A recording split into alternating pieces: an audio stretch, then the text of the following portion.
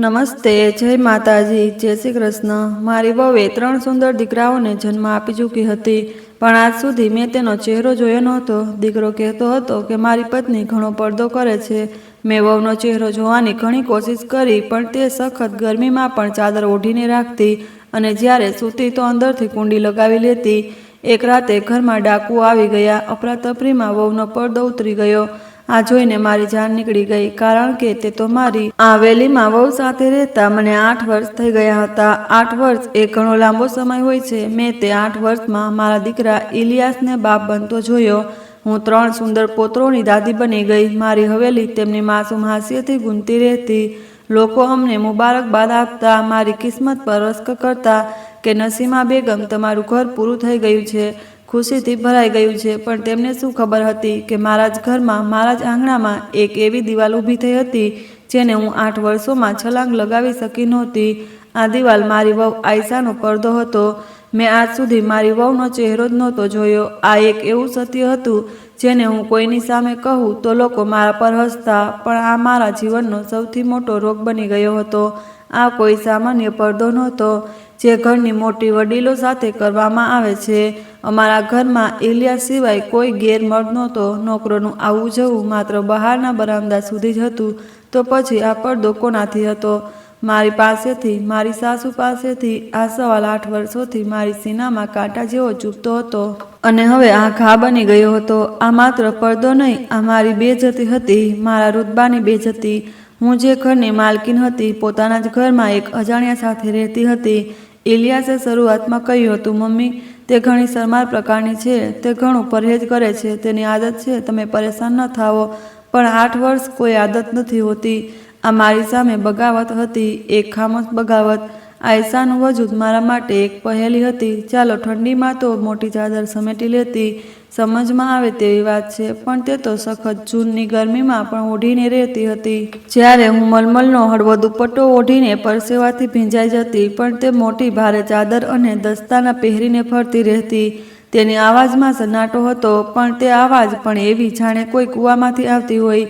તે પોતાના બાળકોને ઘણો પ્યાર કરતી, તેમને ખવડાવતી, પીવડાવતી, તેમની સાથે રમતી, પણ જેવી મારી આહટ અનુભવતી, તે એકદમ ખામોશ થઈ જતી, બિલકુલ એક સાય જેવી, જે ધૂપ પડતા જ સિમટી જાય। મેં કેટલીય વાર કોશિશ કરી કે હું અચાનક તેના ઓરડામાં ચાલી જાઉં, પણ તેના ઓરડાનો દરવાજો હંમેશા અંદરથી બંધ રહેતો।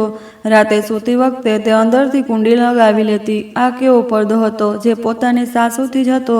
મારો દીકરો ઇલિયાસ જાણે મારી આ તકલીફથી બેખબર હતો, અથવા કદાચ બેખબર બનવા માંગતો હતો। તે મારી અને આયશા વચ્ચે એક કમજોરી જેવી ઢાલ બનીને ઊભો હતો। જ્યારે પણ હું ગુસ્સામાં આવતી તો તે મારી મિન્નતો કરવા માંગતો, મમ્મી, ઉપરવાળા માટે તેને આ હાલતમાં છોડી દો, તે કોઈને નુકસાન તો પહોંચાડતી નથી ને? તે મને શું સમજતો? સૌથી મોટું નુકસાન તો મારું થઈ રહ્યું હતું, મારો ઈગોનું, મારી હુકુમતનું થઈ રહ્યું હતું। મહોલ્લામાં જ્યારે હું નીકળતી તો સ્ત્રીઓ મારી સાથે વાતો કરતી, અરે નસીમા બેગમ, સાંભળ્યું છે કે તમારી વહુ ઘણું વધારે પરહેજ કરનારી છે? હું ઝેરનો ઘૂંટડો પીને બસ મુસ્કુરાઈ લેતી, કંઈક ખાણું ખુશી કરતી, અને પરહેજ કરનારી નહીં, જરૂર તેમાં કોઈ કમી છે। કોઈ કહેતી કે ના, મેં તો સાંભળ્યું છે તેનો ચહેરો બળી ગયો છે, તેથી છુપાવીને ફરે છે। કોઈ કહેતી, અરે ના, મેં તો સાંભળ્યું છે કે તેને કોઈ કોઢ જેવી બીમારી છે, તેથી દાસ્તાના નથી ઉતારતી। દરેક વાત મારા દિલ પર તીર જેવી લાગતી। હું ઘરે જઈને ઇલિયાસને કહેતી કે જુઓ, લોકો તમારી બીવી પર કેવી કેવી વાતો બનાવે છે, અને તે દર વખતે મને ચૂપ કરાવી દેતો, અને આયશાને તો જાણે કોઈ ફરક જ નહોતો પડતો। તે આ ઘરમાં એક જીવંત રહસ્ય જેવી રહેતી હતી। તેનો પોતાનો એક ઓરડો હતો, એક પતિ હતો, બાળકો હતા, પણ આ ઘરની માલકીન એટલે કે મારી સાથે તેનો કોઈ સંબંધ નહોતો। હું પોતાના જ પોત્રોને તેના હાથથી છૂઈ શકતી નહોતી, કારણ કે તેના હાથ હંમેશા દાસ્તાનામાં રહેતા। તે તેમની માનો ચહેરો નહોતી જોઈ શકતી, જેણે તેમને જન્મ આપ્યો હતો। આ તકલીફ હવે મારી સહન શક્તિથી બહાર થઈ રહી હતી। 8 વર્ષની ખામોશી હવે એક તોફાન બનવાનું હતું। મેં નિર્ણય કરી લીધો કે હવે ઘણું થઈ ગયું। આજે રાતે હું ઇલિયાસ સાથે આખરી વાર વાત કરીશ, અથવા તો આ ઘરમાં મારી વહુનો ચહેરો બધાની સામે હશે, નહીં તો પછી મારો દીકરો આ અજાણ્યાને લઈને ઘર છોડીને ચાલ્યો જશે। તે રાત માટે ઘણી મુશ્કેલીભરી રાત હતી। મેં ઇલિયાસને તેના ઓરડામાં જતા પહેલાં જ બારાંદામાં રોકી લીધો। મારી અંદર 8 વર્ષનો જમા થયેલો લાવા ઉકળવા તૈયાર હતો। ઇલિયાસ, આજે મને સાચું કહી દે, આ બધું શું છે? આ કેવો પડદો છે જે મારી પાસેથી સાસુ સુધી ખતમ નથી થતો? લોકો વાતો બનાવે છે, મારી હાંસી પણ ઉડાવે છે, આખરે ક્યાં સુધી હું તકલીફ સહન કરું? ઇલિયાસે મારી તરફ જોયું. તેની આંખોમાં હંમેશા નરમાઈ નહોતી. આજે તે કંઈક બીજું જ લાગતો હતો. તેણે ધીમે પણ સખત અવાજમાં કહ્યું, મમ્મી, તમને પહેલાં પણ કહ્યું છે ને, તે પડદો કરે છે, તેની આદત છે, તમે કેમ જબરદસ્તી કરો છો? હવે હું ચીસ પાડી, 8 વર્ષથી તું એક જ વાત કહે છે. આ આદત નથી, આ મારી બેઇજ્જતી છે. આ ઘરમાં કોઈ ગેરમર્દ નથી રહેતો, તો આ ડ્રામા કોના માટે છે? મારો અવાજ કડવો થતો હતો. ઇલિયાસ, આ સ્ત્રીને તલાક આપી દે. હું આ નસુહતને મારા ઘરમાં વધુ સહન નહીં કરી શકું. જેનો ચહેરો જોવો પણ મને નસીબ નથી થયો. શું આટલી ખરાબ શકલ છે તેની? કોઈ કોડ છે કે તેને તે મારાથી નજરોથી છુપાવી રાખે છે? અને તું તે કેવી રીતે સહન કરે તેની સાથે? ઇલિયાસનો ચહેરો લાલ થઈ ગયો હતો. તેણે પહેલીવાર મારી સામે ઊંચા અવાજમાં વાત કરી, મમ્મી, બસ ઘણું થઈ ગયું. તે મારી બીવી છે, મારો પ્યાર છે. તમે તેને નસુહત કહો છો? હું આ બિલકુલ સહન નહીં કરું. મેં કહ્યું, તો શું સહન કરશે? એ કે તારી માં પોતાના જ ઘરમાં હવે એક ભૂત સાથે રહે છે. એક એવી સ્ત્રી જેનું ના કોઈ ભૂતકાળ છે, ના કોઈ વર્તમાન, બસ એક પડદો છે જેને તેને મારા મુખ પર દે માર્યો. ઇલિયાસે એક પગ પાછળ હટાવ્યો. તેનો અવાજ કામતો હતો, પણ તેના શબ્દ છરી જેવા મારા દિલમાં લાગ્યા. મમ્મી, જો તમે મારી ખુશી ઈચ્છો છો તો આયશાને કબૂલ કરો અને સાંભળી લો. જો તમે તેના રાજને ખોલવાની કોશિશ કરી, જો તમે તેને વધુ બેઇજ્જત કરવાનું વિચાર્યું, તો હું આયશા અને બાળકોને લઈને આ ઘર હંમેશ માટે છોડી દઈશ. આ મારા માટે ધમકી હતી, મારા પોતાના જ દીકરાની તરફથી. મારા પોતાના જ લોહીએ મને ધમકી દીધી હતી. આ સ્ત્રી માટે જેનો વજૂદ મારા માટે એક પ્રશ્નચિહ્ન હતું. હું તે જ બરામદા પાસે દિવાલથી ટેકો લગાવીને બેસી ગઈ. મારું દિલ તૂટી ગયું હતું. હું આ વખતે તો ચૂપ થઈ ગઈ. મને ડર હતો કે મારો દીકરો સાચે જ મને છોડીને ન જતો રહે. મારો સમગ્ર રોગ, મારી સમગ્ર ઈગો ઇલિયાસની એક ધમકી સામે રેતની દિવાલની સાબિત થઈ ગઈ. પણ આ ખામોશી સબ્ર નહોતી. આ એક નવા વહેમની શરૂઆત હતી, એક ઊંડી ખાઈ જેમાં હું પડતી જઈ રહી હતી. આખરે એવું શું રાજ છે તે પડદા પાછળ કે મારો દીકરો પોતાની માને છોડવા પણ તૈયાર થઈ ગયો? હવે મારો વહેમ શંકાથી નીકળીને યકીનની હદને અડકવા લાગ્યો. મેં આયશા પર નજર રાખવાનું શરૂ કરી દીધું. હું એક જાસૂસ બની ગઈ હતી. પોતાના જ ઘરમાં હું જોતી કે તે કેવી રીતે ચાલે છે. તેના પગલાં હંમેશા નપાતુલા હોય છે, જાણે તેને ડર હોય કે ક્યાંક અડચણથી તેનો પડદો ન ખુલી જાય. તે ક્યારેય ઉતાવળમાં નહોતી હોતી. મેં અનેકવાર કોશિશ કરી તેના રસ્તામાં કોઈ વસ્તુ મૂકી દઉં જેથી તે અડકાઈને પડી જાય, પણ તે હંમેશા બચી જતી. એક દિવસ તે સીડીઓથી ઉતરી રહી હતી કે મારો નાનો પોતરો દોડતો આવ્યો અને તેની સાથે અથડાઈ ગયો. મારું દિલ જોર જોરથી ધડકવા લાગ્યું કે હવે તેનો પડદો ખુલી જશે. આયશાએ મોટી ચપળતાથી પોતાને સંભાળી લીધું. તે પડતી પડતી બચી ગઈ. તેણે બાળકને પણ પકડી લીધો, પણ તેનો હાથ પોતાના ચહેરાથી 1 ઇંચ પણ ન હટાવ્યો. તેના હાથ હંમેશા દસ્તાનામાં છુપાયેલા રહેતા. શું માત્ર ચહેરો જ મુદ્દો હતો કે આ હાથો પર પણ કોઈ એવી વાત છુપાયેલી હતી? મારો વહેમ હવે માત્ર આયશા સુધી જ નહોતો રહ્યો. હવે મને ઇલિયાસ પર પણ ગુસ્સો આવવા લાગ્યો હતો. તે મારી નિગરાની કરવા લાગ્યો હતો. હું જ્યારે પણ આયશાના ઓરડા પાસેથી પસાર થાવ તો ઇલિયાસ ક્યાંકથી ક્યાંક આવી જતો. મમ્મી, તમને કંઈક જોઈએ છે શું? મમ્મી, તમે અહીં કેમ ઊભા છો? તે મને સવાલ નહોતો કરતો. તે મને રોકતો હતો. તે આ રોજની પહેરેદારી કરી રહ્યો હતો. મારો દીકરો મારી જાસૂસી કરી રહ્યો હતો. આ અહેસાસ મારી તકલીફને દોગુની કરી દેતો. મારો સબ્ર જવાબ આપી રહ્યો હતો. દીકરાની મોહબ્બત પોતાની જગ્યાએ હતી, પણ મારી બેઇજ્જતી અને આ વહેમ મને પાગલ કરી રહ્યા હતા. હવે મને યકીન થઈ ગયું હતું કે ઇલિયાસ માત્ર તેની સાઈડ જ નહોતો લઈ રહ્યો, તે રાજમાં બરાબરનો ભાગીદાર પણ હતો. તે મારી પાસેથી, પોતાની મા પાસેથી જૂઠું બોલી રહ્યો હતો. આ વહેમ મને હવે વહેમ નહોતો રહ્યો. આ એક આગ બની ગઈ હતી જે મારી અંદર બધું જલાવી રહી હતી. મેં નિર્ણય કરી લીધો, જો મારો દીકરો મને કંઈ નહીં કહે તો હું પોતે જાણી લઈશ. ભલે તેનું પરિણામ કંઈ પણ હોય, ભલે મારો દીકરો મારાથી હંમેશ માટે નારાજ જ થઈ જાય. ઇલિયાસની ધમકીએ મને વખતના તોર પર ખામોશ તો કરી દીધી હતી, પણ મારી અંદરની આગ બુઝાઈ નહોતી. તે વધુ ભડકી ઉઠી. મારો દીકરો મને છોડવાની વાત કરી રહ્યો હતો, આ સ્ત્રી માટે જેની મેં આજ સુધી શકલ પણ નહોતી જોઈ. તેનો અર્થ એ હતો કે રાજ ઘણો ઊંડો હતો. આ નિર્ણય જલેલા ચહેરા કે કોઈ બીમારીનો મામલો નહોતો. આ કંઈક બીજું જ હતું, કંઈક જે ઘણું ખતરનાક, જેના પર પડદો નાખવા માટે મારો દીકરો પોતાની મા સાથે બગાવત કરવા ઉતરી આવ્યો.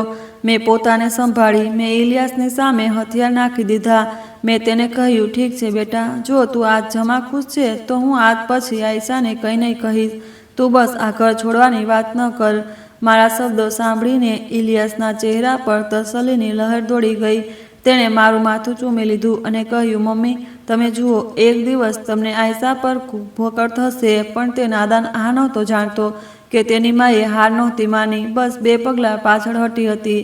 હવે હું તે નસીમાં નહોતી રહી જે સામેથી વાર કરી દે. હવે મેં છુપાઈને શિકાય કરવાનો નિર્ણય કર્યો હતો. મારો વહેમ હવે એક જુનૂન બની ગયો હતો. હું રાતોને જાગવા લાગી. મારા કાન તેના ઓરડાના દરવાજા પર જ લાગેલા રહેતા. હું દબે પગે તેમના ઓરડા પાસે જઈને સાંભળવાની કોશિશ કરતી કે આખરે તે બંને શું વાતો કરે છે. અનેક રાતો આવી જ ગુજરી ગઈ. મને દબાયેલી હળવી અવાજ સિવાય કંઈ પણ સંભળાતું નહોતું. પણ એક રાતે જ્યારે ચાંદ વાદળોમાં છુપાયેલો હતો અને હવેલીમાં સન્નાટાનો આલમ હતો, હું આજે પણ તેમના દરવાજા પાસે ઊભી હતી. અંદરથી આયશાની સિસકારીઓના અવાજ આવી. મારું દિલ જોરથી ધડકી ગયું. તે રડી રહી હતી. ઇલિયાસ તેને ચૂપ કરાવવાની કોશિશ કરી રહ્યો હતો. મેં કાન દરવાજા સાથે લગાવી દીધા. આયશાની અવાજ કાંપી રહી હતી. તે મિન્નતો કરી રહી હતી, ઇલિયાસ, બસ હવે મારાથી આ બોજ વધુ નથી ઉઠાવાતો. હું થાકી ગઈ છું. આ પડદો, આ કેદ હવે મારી જાન લઈ લેશે. તમારી માં, તેમની આંખોમાં જે નફરત છે મારા માટે, તે મને જલાવી દે. ઇલિયાસની અવાજ આવી. મારી જાન, બસ થોડું સબ્ર કરી લો. અમે પોતાની મંજિલની ઘણી નજીક છીએ. હું જાણું છું આ થોડું મુશ્કેલ છે, પણ ઇન્સાફ માટે આ કિંમત આટલી ભારે પણ નથી. ઇન્સાફ? કેવો ઇન્સાફ? આ સાંભળીને મારી રીઢની હડીમાં એક ઠંડી લહેર દોડી ગઈ. આ કેવો ઇન્સાફ હતો જેના માટે મારી વહુ કેદની સજા કાપી રહી હતી અને મારો દીકરો પોતાની માંથી જૂઠું બોલી રહ્યો હતો. ઇલિયાસે વધુ કહ્યું, તું ચિંતા ન કર, હું બધું ઠીક કરી દઈશ. વખત આવવાનો છે જ્યારે દરેક ચહેરા પરથી પડદો ઉડશે અને દરેક રાજ ફાશ થશે. આ સાંભળતા જ મારા પગ નીચેથી જમીન નીકળી ગઈ. આ પડદો નહોતો, આ કોઈ તોફાન જેવું હતું જે મારી હવેલીમાં પનપી રહ્યું હતું અને હવે હું એનાથી બેખબર હતી. મારો પોતાનો દીકરો મારી વિરુદ્ધ કોઈ સાજિશનો ભાગ બની ગયો હતો. હું લડખડાતી પોતાના ઓરડામાં પાછી આવી ગઈ. તે રાતે મને ઊંઘ ન આવી. ઇન્સાફથી પડદો ઉડશે, આ શબ્દો મારા કાનમાં ગુંજી રહ્યા હતા. હવે મને આયશાથી વધુ પોતાના દીકરા ઇલિયાસથી ડર લાગવા લાગ્યો. તે શું કરવા જઈ રહ્યો હતો? આજ કસમકસમાં કેટલાક દિવસ ગુજરી ગયા. મેં પોતાનું વર્તન બિલકુલ સામાન્ય રાખ્યું. ઇલિયાસ અને આયશા સાથે પહેલાં કરતાં વધુ નરમાઈથી વર્તવા લાગી, જેથી તેમને લાગે કે હું બધું ભૂલી ગઈ છું. પણ મારી નજર પડદા પર જેવી તેમના પર જામી રહી હતી. આ દરમિયાન એક દિવસ જૂના મહોલ્લાની એક સ્ત્રી આસમા મારી સાથે મળવા આવી. તેને હું ત્યારથી જાણતી હતી, જ્યારથી હું લગ્ન કરીને આ હવેલીમાં પણ નહોતી આવી. તે મારી માની દૂરની સગી લાગતી હતી અને હવે વૃદ્ધાવસ્થામાં લગભગ દર મહિને મારી સાથે મળવા અને કેટલાક પૈસાની મદદ માટે આવી જતી. હું બરામદામાં તેની પાસે બેસી જૂની વાતો કરી રહી હતી કે આયશા પોતાના ઓરડામાંથી નીકળી અને તેણે નોકરાણીને અવાજ આપ્યો, નગમા, બાળકોને દૂધ આપી દો. તેની અવાજ સ્પષ્ટ અને બુલંદ હતી. આસમા જે ચાનો કપ ઉપાડી રહી હતી એકદમ થીજી ગઈ. તેમના હાથ કાંપી રહ્યા હતા અને ચાનો કપ પડતો પડતો બચ્યો. તેમનો ચહેરો લાલ થઈ ગયો. તેમણે ખૂબ જુદા નજરોથી મારી તરફ જોયું. અરે, આ અવાજ કોની હતી? મેં મુખ બનાવીને કહ્યું, આ મારી વહુ છે આયશા. તેને કહ્યું હતું ને, તે પડદો કરે છે. આસમાએ માથું નામાં હલાવ્યું. ના, મેં તેને જોયું તો નથી, પણ આ અવાજ તો મેં પહેલાં પણ ક્યાંય સાંભળી છે. ઘણા વર્ષ પહેલાં. આ જ દર્દ છે, આ જ ઘૂંટણ છે. મારું માથું થનક્યું. હું સીધી થઈને બેઠી ગઈ. કેવી અવાજ? આસમા, તું શું કહે છે? આસમાએ જલ્દીથી પોતાના આંસુ સાફ કર્યા, જે ન જાણે ક્યારથી તેની આંખોમાંથી બહાર નીકળ્યા હતા. કંઈક નહીં, હું તો પાગલ થઈ ગઈ છું. જૂની વાતો યાદ આવી ગઈ. ઉપરવાળો માફ કરે. આ અવાજ મને તે દિવસની યાદ અપાવી ગઈ જ્યારે તે હવેલીમાં ભૂકંપ આવ્યો હતો. તે ખૂબ જુદા નજરોથી ઇધર ઉધર જોવા લાગી, જાણે તેને દિવાલોથી પણ ડર લાગતો હોય. આસમાએ તુરંત પોતાની ચાદર સંભાળી અને કહ્યું, હું ચાલું છું નસીમા, મને વાર થઈ રહી છે. હું તેને રોકતી રહી, પણ તે રોકાઈ નહીં. તે એવી ભાગી ગઈ જાણે તેણે કોઈ ભૂત જોયું હોય. હું ત્યાં જ બેઠી રહી. આસમાની વાતોએ મારા શકને વધુ ઊંડો કરી દીધો. કયો મનહૂસ દિવસ, કેવી અવાજ! મારા ખ્યાલમાં જૂની યાદો કરવટ લેવા લાગી, પણ કંઈ પણ સ્પષ્ટ નહોતું. એક તરફ મારા દીકરાના લગ્ન, બીજી તરફ આસમાનો ડર. મારું દિલ કહેતું હતું કે આ બંને વાતોનો પરસ્પર કોઈ ઊંડો સંબંધ જરૂર છે જે મારી સમજથી બહાર હતો. પણ મેં નક્કી કરી લીધું કે હું હવે આ રાજની નીંવ સુધી પહોંચીને જ રહીશ. આસમાના જવાબ પછી અનેક દિવસો એક અજીબ સા ડરમાં મારા દિલમાં રહ્યો. મારા કાન દરેક આહટ પર લાગેલા રહેતા. આયશાની અવાજ મને માત્ર એક ડરાવની આવાજ નહોતી લાગતી, બલકે આસમાના શબ્દ પર પછી તે મને કોઈ જૂની ચીજનો અક્ષ લાગતી હતી. ઇલિયાસની એ વાત કે ઇન્સાફનો વખત ઘણો પાસે છે.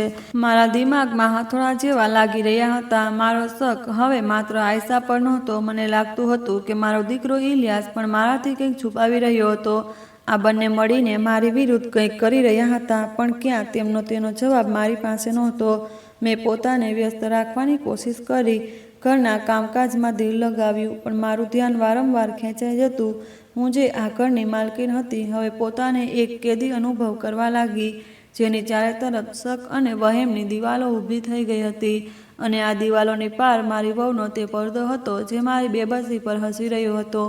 એક બપોરે લોનમાં બેઠી હતી, નોકરને કામ સમજાવી રહી હતી કે ગેટ પર કાર રોકાવાનો અવાજ આવી. મેં બેગમાંથી જોયું, પણ કારમાંથી ઉતરનાર વ્યક્તિને જોઈને મારું દિલ જાણે રૂકાઈ ગયું. મેં ધડકવાનું જ ભૂલી ગયું. તે નસીબ અહમદ હતા, મારા બીજા પતિ યુસુફ સાહેબના ખાનદાની વકીલ. તેમને અહીં આવ્યાને ઘણો સમય વીતી ગયો હતો. હું તેમને લગભગ ભૂલી જ ગઈ હતી. તેમનું આવું અચાનક અહીં આવવું મારા માટે કોઈ ખતરાની ઘંટીથી ઓછું નહોતું. મેં તુરંત પોતાને સંભાળી લીધી અને તેમને ડ્રોઈંગ રૂમમાં બેસાડ્યા. નફીસ અહમદની આંખોમાં તેજ જૂની પરેશાની અને ઉદાસી હતી. તેમણે ઇધર ઉધર વાતોમાં સમય વેડફ્યો નહીં. તેમણે પોતાનો બ્રીફકેસ ખોલ્યો અને કેટલાક કાગળ કાઢ્યા. નસીમા બેગમ, આજે હું અહીં એક ઘણું જરૂરી કામથી આવ્યો છું. યુસુફ સાહેબ મરહુમની વસિયત તમને યાદ હશે. મારું ગળું સુકાઈ ગયું. યુસુફ સાહેબનું નામ સાંભળતા જ મારા ભૂતકાળના તે ઘા તાજા થઈ ગયા, જેને હું દફન કરી ચૂકી હતી. જી, મને યાદ છે, મેં મુશ્કેલીથી કહ્યું. નસીબ સાહેબે કાગળ પર નજર જમાવી અને કહ્યું, વસિયત પ્રમાણે યુસુફ સાહેબની જાયદાદ તેમની એકલી દીકરીના નામે હતી, જે 19 વર્ષની ઉંમરમાં તેને મળવાની હતી. અમારા હિસાબ પ્રમાણે તે બાળકી હવે કાનૂની ઉંમર સુધી પહોંચી ગઈ હશે. તેથી હું જાણવા આવ્યો હતો કે તેનો કંઈક પતો લાગ્યો કે કેમ, તેથી જાયદાદ આપવાનું કામ શરૂ કરી શકાય. મારા હાથ પગ ઠંડા પડી ગયા હતા. મેં મેજને મજબૂતીથી પકડી લીધી, જેથી મારું શરીર તપતું નજર ન આવે. નસીબ સાહેબ, તે તો બાળપણમાં જ ગુમ થઈ ગઈ હતી, જ્યારે તે 9 વર્ષની હતી. મેં હકલાતા કહ્યું. મારી અવાજ મારા કાનમાં અજાણી લાગી રહી હતી. નસીબ સાહેબે મારી તરફ જોયું. જી, તે તો મને ખબર છે. પોલીસ ફાઇલમાં તે આજે પણ લાપતાના દરજ્જે નોંધાયેલી છે, પણ કાનૂની નજરમાં જ્યાં સુધી મોત સાબિત ન થાય તે જીવંત ગણાશે અને જાયદાદની વારસ રહેશે. મારા દિમાગમાં ખંતરાની ઘંટી વાગવા લાગી. જો તે વારસ છે તો મારું શું થશે? ઇલિયાસનું શું થશે? મારી આટલા વર્ષોની મહેનત, મારી આ હવેલી પર રાજ, બધું ખતમ થઈ જશે. ના, નસીબ સાહેબ, તમે કદાચ ભૂલી રહ્યા છો. મેં જલ્દીથી પોતાને એક નવી જૂઠી વાત ઊભી કરી દીધી. તે આ જ વર્ષે મળી ગઈ હતી. પોલીસને શહેરની બહાર તેની લાશ મળી હતી. મેં આંખોમાં જૂના આંસુ લાવવાની કોશિશ કરી. તે આટલી ખરાબ હાલતમાં મળી હતી કે ઓળખવું મુશ્કેલ હતું, પણ તેના કપડાથી અમે તેને ઓળખી લીધી. અમે તેને દફન પણ કરી દીધી. હવે તો તેની કબરનું નિશાન પણ મીટી ગયું હશે.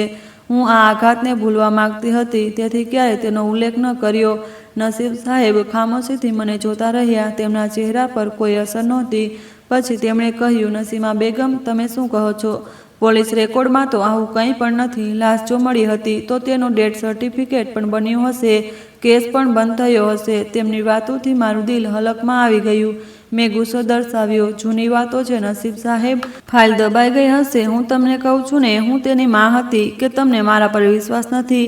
તમે જાયદાદની વારસમાં અને મારો દીકરો ઇલિયાસ છે. તમે જલ્દીથી જલ્દી આ બધું અમારા નામે કરી દો.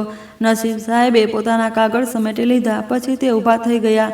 ઠીક છે નસીમા બેગમ, હું પોલીસ રેકોર્ડથી વધુ તસલ્લી કરી લઉં. જો બાળકીનું ડેથ સર્ટિફિકેટ મળી ગયું તો જાયદાદ તમારા અને ઇલિયાસ સાહેબના નામે થઈ જશે. આની કાર્યવાહી શરૂ કરી દઈશ. ઘણી જલ્દી તમારી સાથે સંપર્ક કરીશ. તે આ કહીને ચાલ્યા ગયા અને હું ત્યાં સોફા પર પડી ગઈ. આ મેં શું કરી દીધું? એક જૂઠને છુપાવવા માટે બીજું જૂઠ બોલી દીધું. હવે તે રેકોર્ડ તપાસશે. ત્યાં કોઈ ડેથ સર્ટિફિકેટ નહીં હોય, કોઈ લાશ નહીં મળી હતી.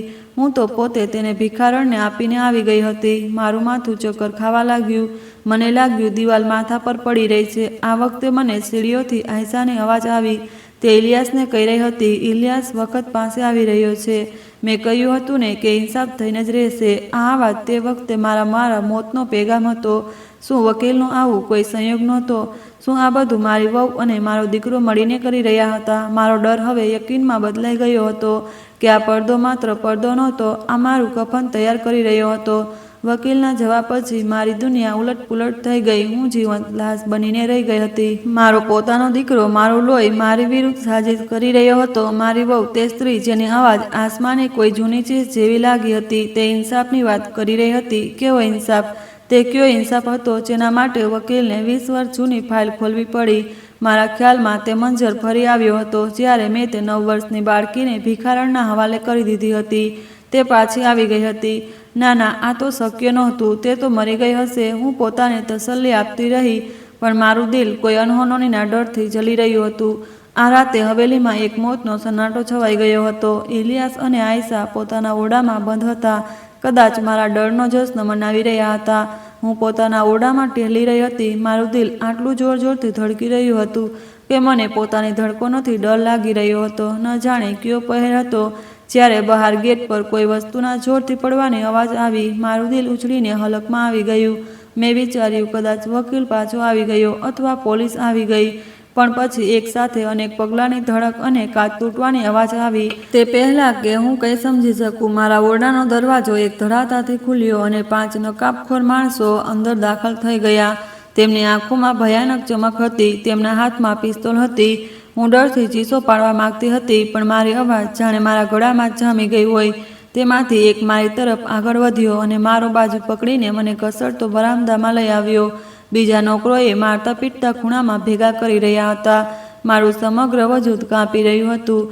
શોર સાંભળીને ઇલિયાસ પોતાના ઓરડામાંથી બહાર નીકળ્યો. તે જેવો બહાર આવ્યો, ડાકુએ તેના પર બંદૂક તાની દીધી. મમ્મી, આ બધું શું છે? તે ચીસો પાડવા લાગ્યો.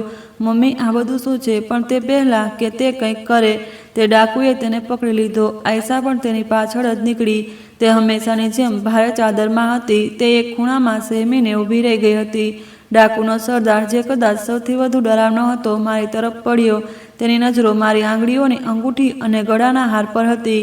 તેણે ઝપટ મારીને મારો હાર ખેંચવા માંગ્યો. મેં તેને બચાવવાની કોશિશ કરી તો તેણે મને એક જોરદાર થપ્પડ મારી દીધી અને હું જમીન પર પડી ગઈ. ઇલિયાસ આ જોઈને તડપી ગયો. તેણે પૂરી તાકાતથી પોતાને ડાકુની પકડમાંથી છોડાવ્યો અને આ સરદાર પર ઝપટી પડ્યો. ખબરદાર, જો મારી માને હાથ પણ લગાવ્યો. બંને વચ્ચે લડાઈ શરૂ થઈ ગઈ. અચાનક બીજા ડાકુએ, જે દૂર ઊભો હતો, ઇલિયાસ પર સીધી પિસ્તોલ તાણી દીધી. મેં આ મંજર જોયું અને મારી આંખો પાટી ગઈ. ના, મારા દીકરાને ગોળી ન મારો. હું ચીસો પાડવા લાગી, પણ મારી અવાજ ઘણી હળવી નીકળી. વખત જાણે રોકાઈ ગયો હતો. હું પોતાના દીકરાને મરતા જોવાની હતી કે અચાનક એક છાયા વીજળીની જેમ ઝડપથી મારી અને ઇલિયાસ વચ્ચેથી પસાર થઈ ગઈ. આ આયશા હતી, તે સ્ત્રી જે 8 વર્ષથી એક સાઈ જેવી રહેતી હતી, આજે એક શેરની જેવી ગરજી. ના, તેણે જોતા જ તે ડાકુનો હાથ પર ઝપટ માર્યો. તેણે ઇલિયાસ પર બંદૂક તાણી. તેનો મકસદ ઇલિયાસને બચાવવાનો હતો. આમ ખેંચતાણમાં ડાકુનો હાથ વળી ગયો. પિસ્તોલની ગોળી ચાલી ગઈ, પણ તેનું નિશાન ચૂકી ગયું. ગોળી છતમાં વાગી, પણ તે અફરાતફરીમાં ડાકુના હાથેથી આયશાનો દુપટ્ટો ઉછળીને ખેંચાઈ ગયો. તેનો પડદો ખુલી ગયો. 8 વર્ષમાં પહેલીવાર તેનો ચહેરો મારી આંખો સામે હતો. મેં જોયું. તે એક સુરખ ચહેરો હતો, જેના પર ડર નહીં, ગુસ્સો હતો. તેની આંખો દહેકી રહી હતી, પણ મારું દિમાગ જાણે બંધ થઈ ગયું હતું. હું તેનો ચહેરો ઓળખી શકી નહીં, કારણ કે મેં તો તેને બાળપણમાં જ જોઈ હતી. ડાકુએ ગુસ્સાથી તેને ધક્કો માર્યો. આયશા પોતાનું બેલેન્સ જાળવી શકી નહીં અને મારા પગ પાસે આવીને પડી ગઈ. તે પડી તો તેનો હાથ મારી સામે ફ્લોર પર ટેકાયો. આ ખેંચતાણમાં તેના હાથેથી દસ્તાના પર ઉતરી ગયા. હવેલીમાં શોર હતો. ડાકુઓ ચીસ પાડી રહ્યા હતા. ઇલિયાસ તેમની સાથે લડી રહ્યો હતો, પણ મારી દુનિયા, મારી આંખો, તે એક ક્ષણ પર આવીને થંભી ગઈ. બરામદાની હળવી રોશનીમાં મારી વહુનો નગ્ન હાથ મારી સામે હતો અને તેના કાંડા પર, તેની ગોરી ત્વચા પર એક કાળો બદનુમા તારાના આકારનું જલેલું નિશાન હતું. આ નિશાન જોઈને મારું દિમાગ ફરી વળ્યું. વખત 10 વર્ષ પાછળ ચાલ્યો ગયો. મને પોતાના જ હાથ યાદ આવ્યા, જેમાં એક ગરમ દહેકતું ચીમટું હતું. મને તે 9 વર્ષના બાળકની ચીસ સંભળાઈ. તે જ તારાના આકારનું નિશાન મેં તે પોતાના તેની કાંડા પર બનાવ્યું હતું. મારું દિલ બંધ થવા લાગ્યું. મેં કાપતા નજરે ફ્લોર પર પડેલી આયશાના ચહેરા પર જમાવી. તે ચહેરો જે હવે મને અજાણો નહોતો લાગતો. તે આંખો, તે નિશાન, તે ચહેરો, તે જ નજર. આ તો મારી સોતેલી દીકરી હતી, તે બાળકી જેને મેં 10 વર્ષ પહેલાં એક ભિખારણને વેચી દીધી હતી, જેને હું મરી ગઈ સમજી બેઠી હતી. મારી જાન જાણે મારા શરીરમાંથી નીકળી ગઈ. મારા મુખમાંથી માત્ર એક શબ્દ નીકળ્યો, ગુડિયા. તે ક્ષણે વખત જાણે રોકાઈ ગયો હતો. હવેલીમાં શોર મચી ગયો. ડાકુની ચીસ, પોકાર, એલિયાસની કોશિશ, બધું જ તે મંજરમાં કેદ થઈ ગયું. મારી આંખો, મારી આત્મા, મારી દુનિયા તે એક નિશાન પર આવીને રોકાઈ ગઈ. મારી વહુએ નગ્ન હાથ પર એક તારાના આકારનું કાળું બદનુમા નિશાન. તે નિશાન 10 વર્ષ જૂનું હતું. આજે પણ એટલું તાજું લાગી રહ્યું હતું જેટલું તે દિવસે જ્યારે તે ગરમ ચીમટું તેની નજીક કાંડા પર મૂક્યું હતું. મારું દિમાગ ફરી વળ્યું. તાજેતરના બધા મંજર ધૂંધળા થઈ ગયા અને વીતેલો વખત કોઈ સેલાબ જેવો મારી આંખો સામે આવીને ઊભો થઈ ગયો કે જ્યારે હું પોતાના પહેલા પતિના મોત પછી એકલી રહી ગઈ હતી. મારો દીકરો ઇલિયાસ આ વખતે 10 વર્ષનો હતો. હું જવાન હતી અને પોતાની ખામીને પૂરી કરવા માંગતી હતી. ત્યારે જ મારા જીવનમાં યુસુફ સાહેબ આવ્યા. તે મારાથી ઉંમરમાં ઘણા મોટા હતા, પણ ઘણા અમીર અને નરમ દિલના. તેમણે મને અને મારા દીકરા ઇલિયાસને આધાર આપ્યો અને હું લગ્ન કરીને આ હવેલીમાં આવી ગઈ. યુસુફ સાહેબની પહેલી પત્નીનું મોત થઈ ગયું હતું અને તેમની એક 6 વર્ષની દીકરી હતી, ગુડિયા. તે સાચે જ ગુડિયા જેવી હતી, સુંદર, માસૂમ. યુસુફ સાહેબે મારા દીકરા ઇલિયાસને પોતાના દીકરા જેવો અપનાવ્યો. તેમણે તેને શ્રેષ્ઠ શાળામાં પ્રવેશ અપાવ્યો, તેની દરેક ઈચ્છા પૂરી કરી. હું ખુશ હતી કે ઇલિયાસને બાપની ખામી અનુભવાતી ન હતી, પણ હું આ હવેલીની માલકીન બનીને પણ અધૂરી જેવી હતી, કારણ કે આ હવેલીનો અસલી માલિક યુસુફ સાહેબની આંખોનો તારો તેમની 6 વર્ષની દીકરી હતી, ગુડિયા. યુસુફ સાહેબની જાન તે ચીડિયામાં હતી. તે સાંજે ઓફિસથી પાછા ફરતા તો તેમની પહેલી નજર માત્ર ગુડિયાને શોધતી. તે તેના માટે મોંઘા રમકડાં લાવતા, તેને પોતાના સીનેથી લગાવીને રાખતા. તેની આવાજ જે મારા માટે હંમેશા હળવી અને ગંભીર રહેતી, ગુડિયા સાથે વાત કરતા મધ જેવી મીઠી થઈ જતી. મેં તે ઘરની દરેક વસ્તુ પર કબજો કરી લીધો, પણ યુસુફ સાહેબના દિલ પર ગુડિયાનો રાજ હતો અને આ જ વાત મારી નફરતને વધુ ભડકાવી દેતી. હું આ બાળકીથી નફરત કરવા લાગી. તે મને મારા પતિ અને મારી દોલત વચ્ચે એક દિવાલ લાગતી. મેં અનેક કોશિશ કરી કે યુસુફ સાહેબની નજરમાં તેને પડાવી દઉં, પણ તે આટલી માસૂમ અને સમજદાર હતી કે મારી દરેક કોશિશને નિષ્ફળ કરી દેતી. મારો પોતાનો દીકરો ઇલિયાસ પણ ગુડિયા પર જાન છિડકતો રહેતો. તે સારો દિવસ તેની સાથે રમતો રહેતો. હવેલીના મોટા લોનમાં બંને દોડાદોડ કરતા, હાઇડ એન્ડ સીક રમતા. ઇલિયાસ તેનો સાથી બની ગયો હતો. તેને વાર્તા સંભળાવતો, તેના વાળ બનાવતો. હું અવારનવાર તેને દાટતી કે તું તે છોકરીથી દૂર રહે, આ તારી કંઈ નથી લાગતી. પણ ઇલિયાસ મારી વાત નહોતો સાંભળતો. તે કહેતો, મમ્મી આ કેટલી પ્યારી છે, આ મારી નાની બહેન છે. તે બંનેની વધતી મોહબ્બત મારી નફરતને વધુ ઊંડી કરી દેતી. મને લાગતું કે આ બાળકી મને મારો પતિ જ નહીં, મારો દીકરો પણ મારાથી છીનવી લેશે. હું અંદર જલતી રહેતી અને મોકાની તલાશમાં હોય કે આ કાંટાને પોતાના રસ્તેથી કેવી રીતે હટાવવું. જીવનના આવી 3 વર્ષ વીતી ગયા. ગુડિયા હવે 9 વર્ષની થઈ ગઈ હતી અને ઇલિયાસ 13 વર્ષનો. તે બંને ઊંડા મિત્રો જેવા એકબીજા સાથે જોડાયેલા હતા અને હું નફરતની આગમાં જલતી કૂદતી રહેતી કે અચાનક યુસુફ સાહેબ પર મારું ધ્યાન ગયું કે તેમને જીગરનું કેન્સર છે અને તે પણ આખરી તબક્કાનું. આ ખબર મારા પર વીજળી જેવી પડી, પણ મારા દુઃખથી વધુ મારી અંદર છુપાયેલી લાલચ જાગી ઉઠ્યો. હું દિવસ રાત તેમની ખિદમત કરતી, પણ મારી નજર તેમની દોલત પર હતી. યુસુફ સાહેબ પોતાની હાલત જાણતા હતા. તેમણે એક દિવસ વકીલને બોલાવ્યો અને પોતાની વસિયત તૈયાર કરાવી. મારા દિલમાં લાડુ ફૂટી રહ્યા હતા કે હવે બધું મારું અને ઇલિયાસનું થશે. મારી ખુશી આ વખતે ખાકમાં મળી ગઈ જ્યારે યુસુફ સાહેબના મરવા પછી વસિયત વાંચવામાં આવી. યુસુફ સાહેબે પોતાની અડધીથી વધુ જાયદાદ, ફેક્ટરી અને આ હવેલી પોતાની 9 વર્ષની દીકરી ગુડિયાના નામે કરી દીધી હતી અને મને અને ઇલિયાસને માત્ર ગુજારા માટે કેટલીક જમીન અને રકમ મળી હતી. આ વસિયત નહોતી, આ મારી મોહબ્બત પર કોઈ થપ્પડ હતી. યુસુફ સાહેબે મળતા મળતા પણ મને હરાવી દીધી અને આ 9 વર્ષની બાળકીને મારા પર સોંપી દીધી. મારી નફરત હવે જુનૂનની હદને અડી રહી હતી. મને તે બાળકી નહીં, પોતાની સમગ્ર ખામીનું કારણ નજર આવી રહી હતી. મેં નિર્ણય કરી લીધો કે હું આ જાયદાદ તેની પાસેથી છીનવીને જ રહીશ. મેં તે વસિયતને બદલવાનું વિચાર્યું, પણ વકીલે કહ્યું કે આ શક્ય છે. હવે મારી પાસે માત્ર એક જ રસ્તો બચ્યો હતો કે હું આ વારસને જ રસ્તેથી હટાવી દઉં અને હું તે મનહૂસ દિવસની રાહ જોવા લાગી જ્યારે હું પોતાનો પત્તો સાફ કરી શકું. યુસુફ સાહેબની વસિયતે મારી આત્મામાં સળગતી નફરતને વધુ ભડકાવી દીધી. હું જે એ હવેલીની માલકીન બનાવવાના સપના જોઈ રહી હતી, હવે આ 9 વર્ષની બાળકીની મોહતાજ થઈને રહી ગઈ હતી. મારી અંદરનું ઝેર હવે નફરત ન કરવા લાગ્યું. હું આ બાળકીને આ હવેલીમાંથી શું આ દુનિયામાંથી મિટાવવાની યોજના બનાવવા લાગી. પણ મારા રસ્તામાં સૌથી મોટી અડચણ મારો પોતાનો દીકરો ઇલિયાસ હતો. તે ગુડિયા માટે માત્ર ભાઈ નહોતો, તેની હિફાજત કરનાર, તેનો પહેરેદાર 16 વર્ષનો થઈ ગયો હતો અને મારાથી વધુ તે નાની છોકરીની ચિંતા કરતો. તેની હાજરીમાં હું ગુડિયાને દાંટ પણ નહોતી શકતી. ઇલિયાસ તુરંત તેની ઢાલ બનીને મારી સામે આવી જતો. મમ્મી, તમે તેને કેમ દાંટતા રહો છો? તેની શું ભૂલ છે? તેનો અવાજ આટલો મજબૂત હોય કે મને ચૂપ લાગી જતી. મને અંદાજો થઈ ગયો હતો કે પોતાની યોજના પૂરી કરવા માટે મારે ઇલિયાસની ગેરહાજરીની રાહ જોવી પડશે અને આ મોકો મને જલ્દી જ મળી ગયો. તેથી તેના નાના નાની એટલે કે મારા મમ્મી પપ્પા તેને કેટલાક દિવસો માટે પોતાની પાસે ગામમાં બોલાવ્યો. ઇલિયાસ ગુડિયાને છોડીને જવા માંગતો નહોતો, પણ મેં તેને જબરદસ્તી મોકલી દીધો કે તે પણ તને યાદ કરે છે, જા તેમને મળ. પછી જેવી ઇલિયાસની કાર હવેલીના ગેટથી નીકળી, મેં પોતાના ઓરડાનો રૂખ કર્યો અને મુસ્કુરાઈ. મારા ચહેરા પર તે તસલ્લી હતી જે એક શિકારીને શિકાર ઝાડમાં ફસાવતા થાય. ગુડિયા બેખબર લોનમાં રમી રહી હતી. મેં તેને અવાજ આપ્યો. તે દોડતી મારી પાસે આવી ગઈ. તેની આંખોમાં પોતાના પાપાના જવાનું દુઃખ હતું, પણ ઇલિયાસના પ્યારે તેને સંભાળી રાખી હતી. મેં તેનો બાજુ પકડી લીધો અને તેને ઘસડતી તેના પાપાના ઓરડામાં લઈ ગઈ.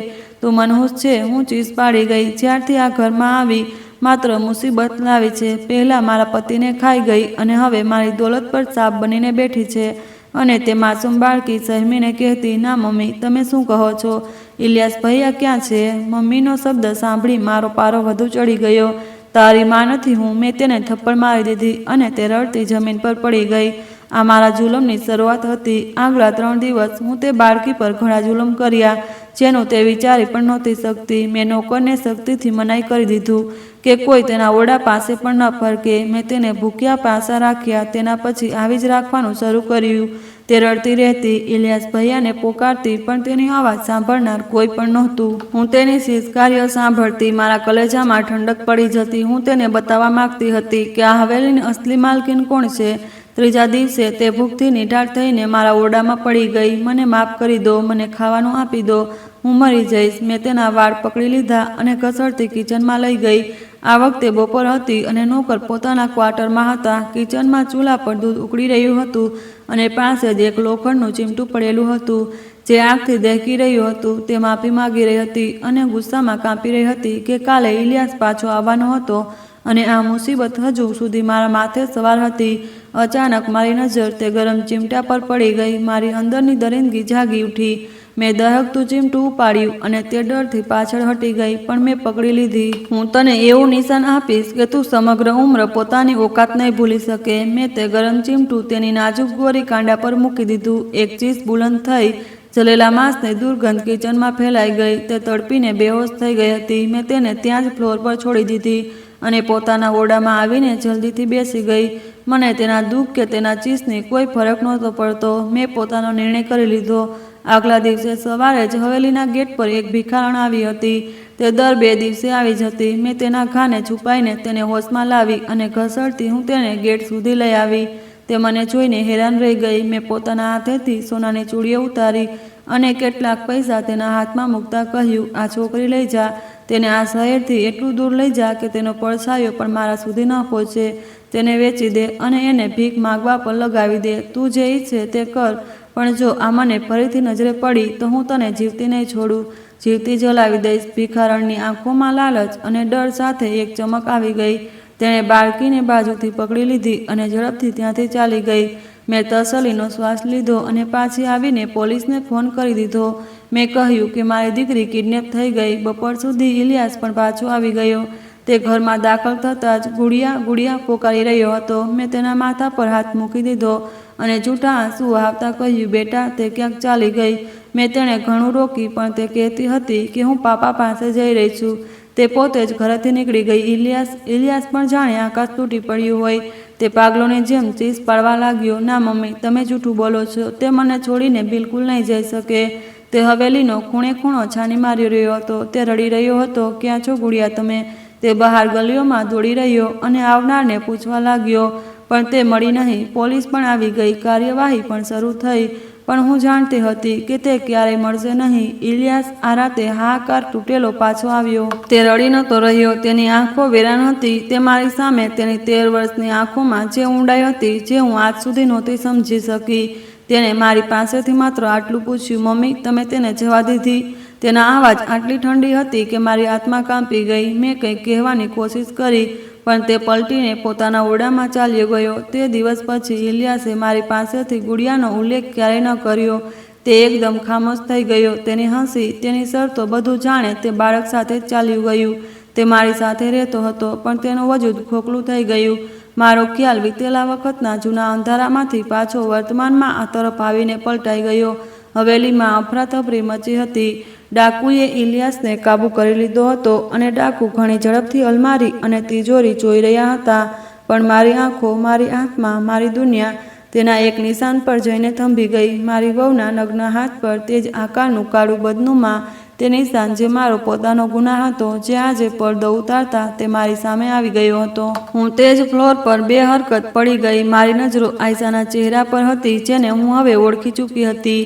તે જ આંખો, તે જ નિશાન, તે જ નજર જે હવે એક 9 વર્ષની બાળકીની નહીં 31 વર્ષની સ્ત્રીની હતી. પણ તે મારી ગુડિયા હતી, મારી સોતેલી દીકરી જેને હું મુર્દા સમજી જ લીધી હતી. ડાકુ જે હવે ઝડપથી બહાર નીકળી ગયા. તેમના જવાબ પછી હવેલીમાં એક મોત જેવો સન્નાટો છવાઈ ગયો. ઇલિયાસ ઝડપથી મારી તરફ આવ્યો. મમ્મી તમે ઠીક તો છો? પણ હું તેને જોઈ નહોતી રહી. હું તો માત્ર તે ચહેરાને જોઈ રહી હતી જે હજુ ફ્લોર પર બેઠેલો હતો, જેના પડદાની હવે કોઈ માયને નહોતી રહી. હું કાપતા હોઠથી બોલી, ગુડિયા. ડાકુ તો લૂંટ કરીને ચાલ્યા ગયા પણ આજે મને લાગે છે કે જાણે હું ખાલી હાથ રહી ગઈ. મારી સમગ્ર દોલત, મારો સમગ્ર ગુરૂર આજે લૂંટાઈ ગયો. ઇલિયાસ જે મને ઉઠાવવાની કોશિશ કરી રહ્યો હતો તે રોકાઈ ગયો. ત્યાં જ રોકાઈ ગયો. તેના ચહેરા પર કડવાટ ભરી આહટ ભરાઈ ગઈ. તેણે આયશા એટલે ગુડિયાને આધાર આપ્યો અને તેને ઉઠાવી, તેને પોતાની પાસે ઊભી કરી લીધી. હા મમ્મી તમે ઠીક કહો છો.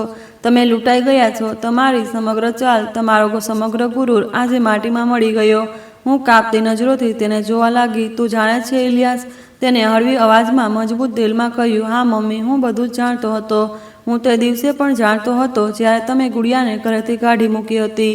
મારું 13 વર્ષનું દિલ પણ તે જ વખતે સમજી ગયું હતું કે તે પોતે નહીં ગઈ, તેને મોકલવામાં આવી છે. મેં તેને 5 વર્ષ સુધી શોધી. તે ભિખારીઓના એક અડ્ડા પર ભીખ માગી રહી હતી. તેની હાલત મુર્દાઓથી પણ ખરાબ હતી. પણ મેં તેને આ હાથમાં નિશાનથી ઓળખી લીધી. તે દિવસે મેં નિર્ણય કરી લીધો હતો કે હું તેને તેનો હક લાવીને આપીશ. હું તેને આ વખતે હવેલીમાં નહોતો લાવી શકતો. હું ડરતો હતો કે તમે તેને ફરીથી કોઈ નુકસાન ન પહોંચાડી દો. મેં તેને કોઈ એક હોટેલમાં રાખી, તેને વાંચવાનું લખવાનું શીખવ્યું અને જ્યારે તે કાબિલ થઈ ગઈ તો મેં તેની સાથે નિકાહ કરી લીધો. તેને હવેલીમાં લઈ આવ્યો. તેનો એક એક શબ્દ જે મારા વજૂદ પર તેજાબ બનીને પડી રહ્યો હતો. હું ફ્લોર પર બેઠી રડી રહી હતી. ઇલિયાસે વાત ચાલુ રાખી. મેં જ તેને પડદો કરવાનું કહ્યું હતું. હું જાણતો હતો કે તમે તેનો ચહેરો જોઈ લો તો ઓળખી જશો. હું તે દિવસની રાહ જોઈ રહી હતો જ્યારે તમારા ગુના પોતે તમારી સામે આવીને ઊભા થશે. વકીલને પણ મેં જ બોલાવ્યો હતો મમ્મી, તે ફાઇલ ખોલવા માટે જેથી ગુડિયાને તેનો જાયજ હક મળી શકે.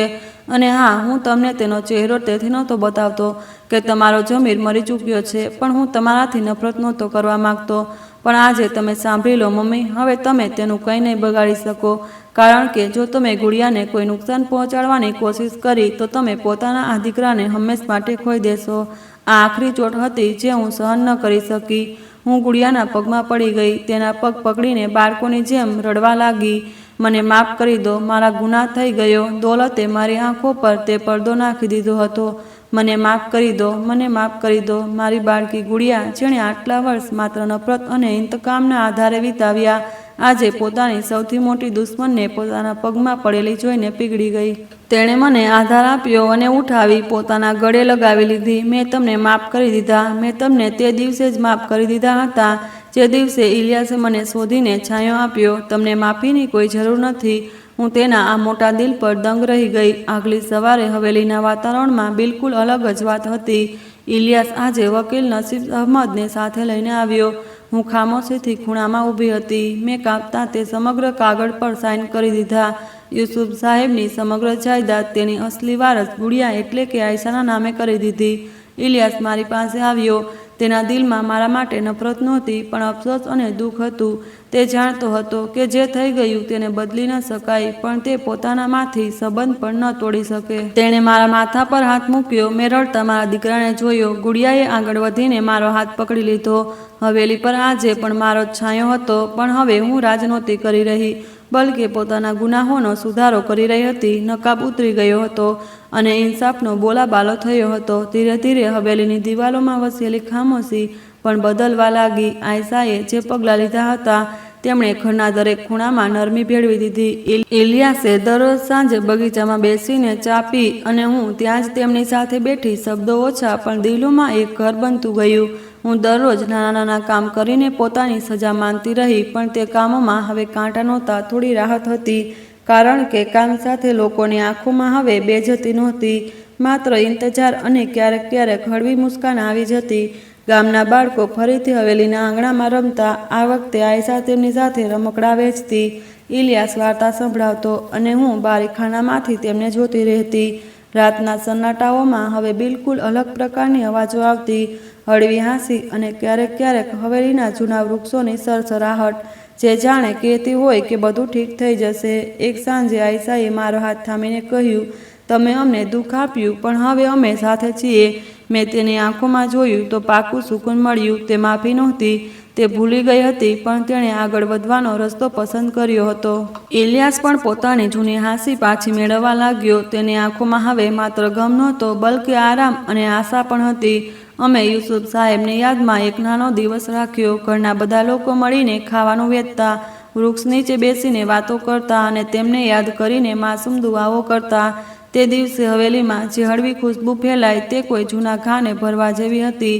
વર્ષો પછી પણ દર સવારે જ્યારે સૂર્ય હવેલીની છત પર સોનેરી રોશની નાખે, હું બગીચામાં ઊભી થઈને તે રોશનીને અનુભવું છું. હવે મારી અંદર ઝેર નહોતું, માત્ર એક થીરકતો સોર હતો, જે કહેતો હતો કે જે ખોવાયું તેને ઠીક ન કરી શકાય, પણ જે બચ્યું તેને સવારી લઈ શકાય. એક દિવસે મેં જોયું કે આયશાએ પોતાના દુપટ્ટાથી નાના નાના ફૂલોની માળા બનાવીને મારા ખભા પર નાખી. તેણે મને કોઈ સજા આપવાની જગ્યાએ દોસ્તીનો હાથ વધાર્યો હતો, અને હવેલીએ ધીરે ધીરે પોતાના જૂના ઘાવને આવી રીતે સમેટ્યા. જેવી કોઈ ધીમી ધૂન ધીરે ધીરે શાંત થાય. અમે બધાએ મળીને એક નવો નિયમ રાખ્યો કે જે પણ ભૂલ થઈ તેને અપનાવીને આગળ વધવું, અને જે પણ ઈચ્છ્યું તેને મમતા અને મહેનતથી મેળવવું. આખરે એક ઠંડી સાંજ હતી. વૃક્ષો પર હળવી હવા, આંગણામાં હળવી રોશની અને દૂરથી આવતી કોઈના બાળકની હાંસી. હું બેઠા બેઠા આંખો બંધ કરી લઉં છું. દિલમાં એક અજીબ હળવી શાંતિ સમેટી હતી. હવેલીના દરેક ખૂણામાં હવે એક સુકૂન હતું, એવું સુકૂન જે દર્દ પછી આવે, કડવો પણ સાચું. મેં અંદરથી એક લાંબો શ્વાસ લીધો અને વિચાર્યું કે હવે બધું ઠીક છે. જીવને મને શીખવ્યું કે નફરત, જલન અને લાલચ માનવને અંદરથી ખોખલો કરી દે છે. હું તો પોતાની જ આગમાં જલતી રહી, અને જ્યારે આંખો ખુલી તો સમજ આવી કે દોલત, રુતબો અને જીત બધું બેકાર છે. જો દિલમાં મોહબ્બત અને સુકૂન ના હોય, માનવથી ભૂલ થવી કોઈ ગુનાહ નથી, પણ પોતાની ભૂલને માનવી અને તેને સુધારવી સૌથી મોટી ખુશી છે. મેં પોતાના જીવનમાં જે ખોયું તે મારી જ કરતૂતોનું પરિણામ હતું, પણ જ્યારે મેં માથું ઝુકાવીને માફી માગી ત્યારે હવેલીમાં પહેલીવાર સુકૂન મળ્યું. મને હવે સમજ આવી કે રિશ્તા લોહીથી નહીં, દિલથી બને છે. જે ગુડિયાને મેં દર્દ આપ્યું તેણે જ મારા ગુનાહોને ધોઈ નાખ્યા. અસલી તાકાત બદલો લેવામાં નહીં, માફ કરવામાં હોય છે. જીવન જ્યારે બધું છીનવી લે તો એક મોકો પણ આપે છે પોતાને બદલવાનો, પોતાની અંદરની માનવતાને જગાડવાનો. અને જ્યારે માનવ પોતાની ભૂલ પર આંસુ વહાવીને સાચે તોબા કરે તો ઉપરવાળો પણ તેને માફ કરી દે છે. હવે મને વિશ્વાસ છે કે સુકૂન બીજાને દર્દ આપવામાં ન મળે, તે એક માફીમાં મળી ગઈ. આ જ મારા જીવનનો સૌથી મોટો પાઠ છે. દોસ્તો, આશા છે કે તમને અમારી વાર્તા પસંદ આવી હશે. વાર્તા પસંદ આવી હોય તો વિડીયોને લાઈક કરો, ચેનલ પર નવા છો તો ચેનલને સબસ્ક્રાઈબ કરો, અને હા, નોટિફિકેશન બેલને જરૂર દબાવો, જેથી આગલી અપડેટ સૌથી પહેલાં તમને મળે. આભાર.